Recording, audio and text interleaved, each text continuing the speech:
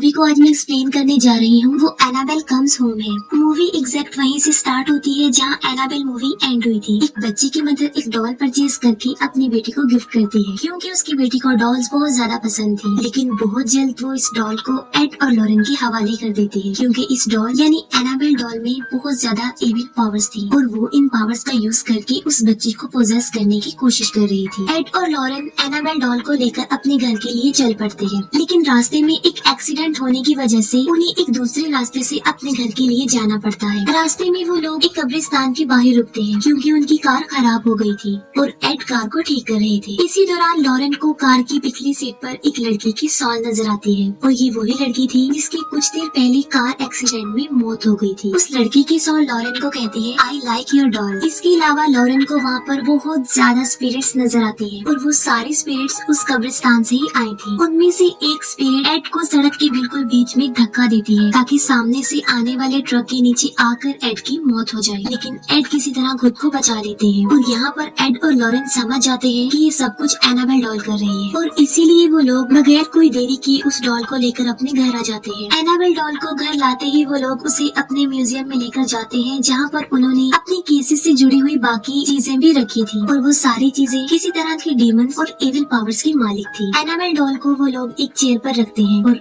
Annabelle doll की वहाँ मौजूदगी से अजीबोगरीब होने लगता है, जैसे कि घड़ी का उल्टा चलना और बाकी चीजों की मूवमेंट, जो कि काफी अजीब था। और इसीलिए वो लोग एनाबेल डॉल को एक फादर से ब्लेस्ड करवाते हैं और उसे एक शीशे के बॉक्स में बंद कर देते हैं जो कि चर्च से मंगवाया था। यहाँ पर हमें एनाबेल डॉल की पावर का पता चलता है, यानी वो हर तरह की स्पिरिट्स चाहे वो अच्छी हो या बुरी उन्हें अपनी तरफ अट्रैक्ट करती है और उनसे अपने विक्टिम पर अटैक करवाती है। इसके बाद हमें एक साल बाद का सीन दिखाया जाता है जहाँ एड और लॉरेन की बेटी जूडी दिखाई जाती है जो कि अपना ब्रेकफास्ट लेते हुए न्यूज़पेपर में एक न्यूज देख रही थी। उस न्यूज में एड और लॉरेन के बारे में बताया गया था। लोग उनके बारे में कह रहे थे कि ये लोग फेक हैं और वो पैसों के लालच में डीमन फोर्सेस से लड़ने का ड्रामा करते हैं। और यहाँ पर एक क्वेश्चन भी पूछा गया था कि क्या ये हीरोज हैं या फिर हॉक्स। स्कूल में भी जूडी को बाकी बच्चे उसके पेरेंट्स को लेकर काफी परेशान करते थे और यही वजह है कि जूडी का कोई भी क्लोज फ्रेंड नहीं था। नेक्स्ट मॉर्निंग एड और लॉरेन को किसी केस के सिलसिले में आउट ऑफ सिटी जाना था और वो लोग मैरी नाम की एक लड़की को जूडी की केयर टेकर के तौर पर अपॉइंट करते हैं। मैरी जूडी को स्कूल में ड्रॉप करती है और जूडी को स्कूल में एक फादर की सॉल नजर आती है जो कि कॉन्टिन्यूसली उसे ही देख रहा था और वो सॉल जूडी को फॉलो भी कर रहा था। और यहाँ पर हमें ये पता चलता है कि जूडी को वो स्पिरिट इसलिए नजर आ रही थी क्योंकि उसके पास उसकी मदर की तरह पावर थी जो कि स्पिरिट्स को देख सकती थी, उन्हें महसूस कर सकती थी। इसके बाद हम मैरी को उसकी फ्रेंड डैनियला के साथ सुपरमार्केट में देखते हैं क्योंकि जूडी की बर्थडे थी और केक बनाने के लिए उसे इंग्रेडिएंट्स चाहिए थे। शॉपकीपर और मैरी एक दूसरे को लाइक करते थे। इन लोगों की कन्वर्सेशन के दौरान हमें ये पता चलता है कि डैनियला किसी वजह से एड और लॉरेन के घर जाने में काफी इंटरेस्टेड थी। मैरी जब जूडी को स्कूल में पिक करने जाती है तब वो लोग वहाँ पर उस फादर के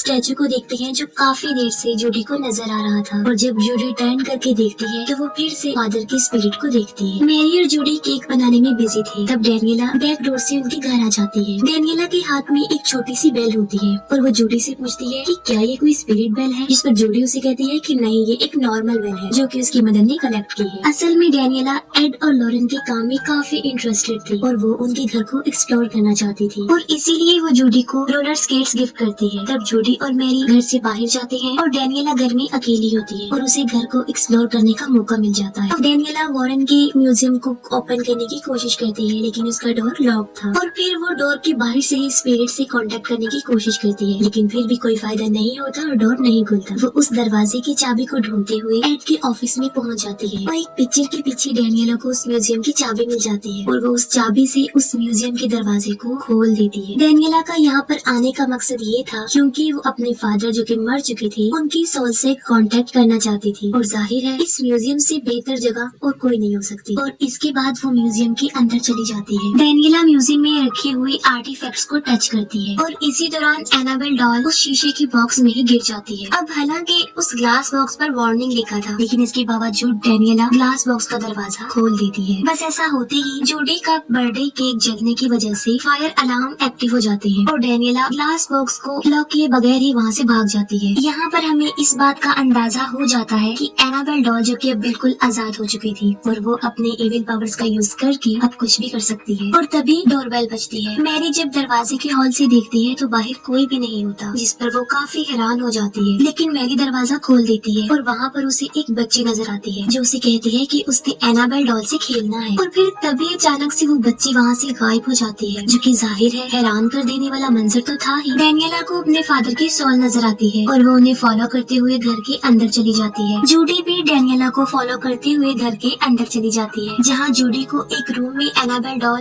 एक चेयर पर बैठी हुई नजर आती है और वहाँ पर अजीबोगरीब होने लगता है। और बेड के नीचे जूडी को एक नोट मिलता है जिस पर लिखा होता है मिस मी और साथ में क्वेश्चन मार्क। और वहीं पर जूडी को एक शैडो चलता हुआ नजर आता है और तभी अचानक से दी ब्राइड जूडी के सामने आ जाती है और एक चाकू लेकर जूडी पर अटैक करने लगती है। जूडी क्रॉस उसे दिखाकर खुद को प्रोटेक्ट करती है और साथ में काफी चिल्लाती है और उसके चिल्लाने की आवाज मैरी और डैनियला सुन लेती है। मैरी जूडी के पास आती है और उसे हौसला देती है। यहाँ पर जूडी मैरी को बताती है कि उसके पास ये एबिलिटी है कि वो स्पिरिट्स को देखती है। इस पर मैरी उसे कहती है कि जरूरी नहीं है कि सारी स्पिरिट्स ही बुरी हों, कुछ अच्छी भी होती हैं। डैनियला को एड और लॉरेन की पैरानॉर्मल इन्वेस्टिगेशन की फाइल मिल जाती है। उस फाइल में बहुत सारी डेमन्स का जिक्र किया गया था और वहीं पर एक्सॉर्सिज्म की टेप्स थी जो कि एड और लॉरेन ने की थी। डैनियला उनमें से प्रोजेक्टर पर एक टेप प्ले कर देती है जिसे मैरी फौरन बंद कर देती है क्योंकि जूडी उससे काफी डर रही थी। वो डिसाइड करती है कि वो फीली मिली गेम खेलेंगी। गेम खेलने के दौरान एक बार फिर से डोरबेल बजती है और इस बार डोर पर वही शॉपकीपर होता है। मैरी दरवाजे पर देखने जाती है लेकिन वो उस लड़के को अंदर आने नहीं दे रही थी। रात को मैरी और डैनियला जूडी की बर्थडे सेलिब्रेट करते हैं और बाहर वही लड़का गिटार बजा रहा था और बाहर उस लड़की पर वुल्फ की तरह नजर आने वाला एक डीमन अटैक कर देता है और वो लड़का उससे बचने के लिए वहाँ से भाग जाता है। डैनियला एक बार फिर से म्यूजियम जाती है और यहाँ पर हम देखते हैं कि उस म्यूजियम की कुछ आर्टिफैक्ट्स अब मूवमेंट कर रही थी। डैनियला म्यूजियम में रखे गए एक ब्रेसलेट की मदद से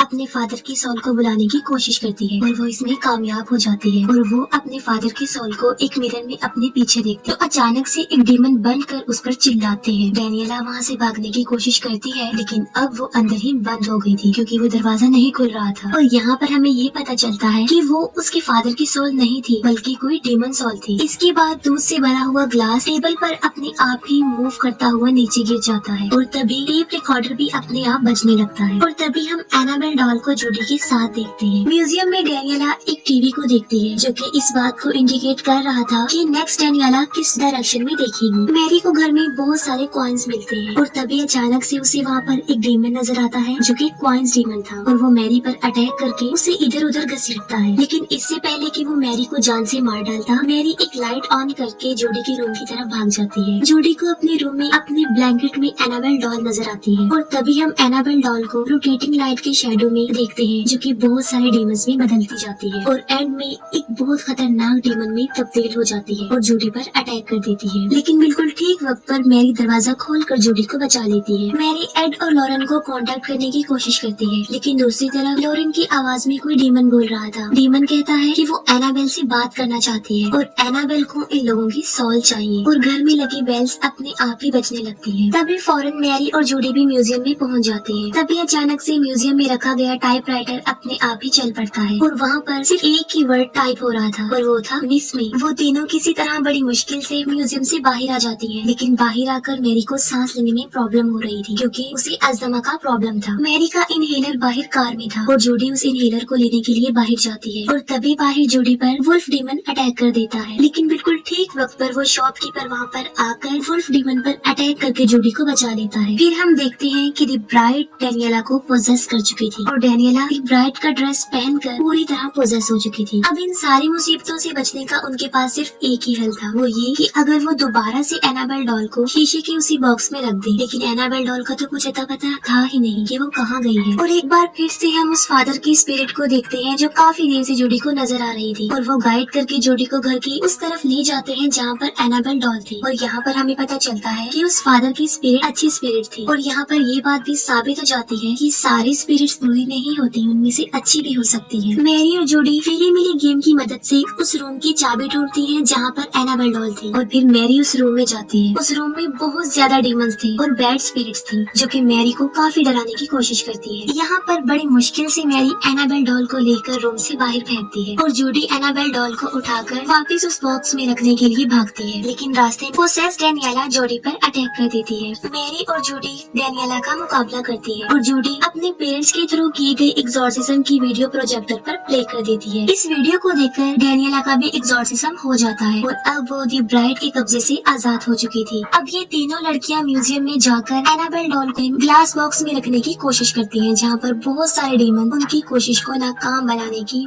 काफी कोशिश करती है। तब जूडी एक क्रॉस की मदद से उन डीमंस को दूर भगा रही थी और डेनियला एनाबेल डॉल को ग्लास बॉक्स में रखने में कामयाब हो जाते हैं और ऐसा होते ही सब कुछ नॉर्मल हो जाता है। और तभी वहाँ पर वो शॉपकीपर भी आ जाता है। जूडी बताती है कि बाहर डीमन से इस लड़की ने ही उसे बचाया था, जिस पर मैरी काफी खुश हो जाती है। ये चारों लोग रात को वहीं पर टाइम स्पेंड करते हैं और सुबह होते ही एड और लॉरेन भी वहाँ पर आ जाते हैं। जूडी उन सारे इंसिडेंट्स को अपने पेरेंट्स को बता देती है जो उनके साथ हुए और वो दोनों अपनी बेटी को रिलैक्स करते हैं। वो लोग जूडी का बर्थडे सेलिब्रेट करते हैं, सब कुछ हैप्पी और नॉर्मल हो जाता है और यहीं पर इस मूवी की हैप्पी एंडिंग हो जाती है। मूवी के लास्ट सीन में हमें पता चलता है कि डेनियला अपने फादर से कांटेक्ट करने की इसीलिए कोशिश कर रही थी क्योंकि वो अपने फादर की एक्सीडेंट में मौत की वजह खुद को समझती है। इस पर लॉरेन उसे बताती है कि उन लोगों ने उसके फादर के सोल से कांटेक्ट किया था, जिसमें उन्हें पता चला है कि डेनियला का उस एक्सीडेंट में कोई कसूर नहीं था, वो बेकसूर है और उसके फादर को उस पर प्राउड है। और यहीं पर ये मूवी एंड हो जाती है।